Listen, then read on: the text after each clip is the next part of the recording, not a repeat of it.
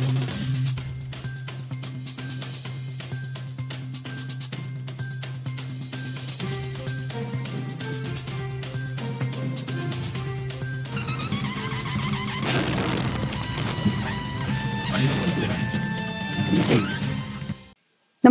आपण पाहता Hirkani news. Hirkani news प्रत्येक क्षण ताज्या घडामोडी आणि महत्त्वाच्या प्रत्येक बातमीसाठी नेहमी तत्पर. शक्तीपीठ महामार्गाविरोधात जयंत पाटलांचा एल्गार, सरकारचा अतिरेक परतवून लावू. शक्तीपीठ महामार्गाच्या प्रस्तावाविरोधात सांगली जिल्ह्यातील आंदोलनाला शुक्रवारी आक्रमक वळण मिळाले.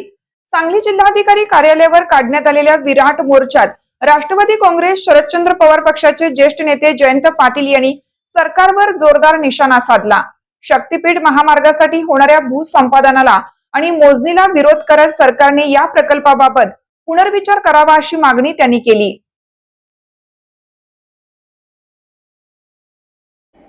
विरोध मोडून काढण्यासाठी सरकारने अलीकडे खास अधिकारी जिल्ह्यात पाठवले आहेत, मात्र आम्हीही तेवढ्याच ताकदीने उभे आहोत. हा जेल फोडणाऱ्या वसंतदादांचा जिल्हा आहे. सरकारचा अतिरेक परतवून लावू असा इशारा जयंत पाटील यांनी दिला.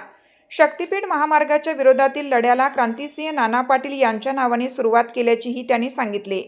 सरकारी यंत्रणा मोजणीसाठी आली तर काय करायचे हे तुम्हाला माहीत आहे, असं म्हणत त्यांनी आंदोलन अधिक तीव्र करण्याचे संकेत दिले. या मोर्चात महिलांसह मोठ्या संख्येने नागरिक सहभागी झाले होते.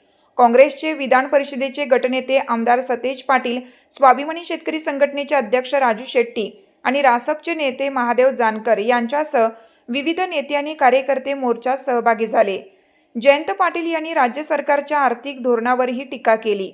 कंत्राटदारांची मोठी देणी प्रलंबित असल्याचा दावा करत त्यांनी सरकारकडे विकास कामांसाठी निधी नसल्याचे म्हटले. कंत्राटदारांचे सुमारे 90,000 कोटी रुपये सरकारने दिलेले नाहीत. मागील वर्षी करण्यात आलेल्या आमदार निधीतील कामांचे पैसेही अद्याप मिळालेले नाहीत. नवीन आमदार निधीही आलेला नाही. सरकारच्या तिजोरीत पैसे नाही. मग बाहेरून कर्ज काढून रस्त्याचे टेंडर काढण्याचा उद्योग सरकारने तातडीने थांबवायला पाहिजे, असा टोला त्यांनी लगावला.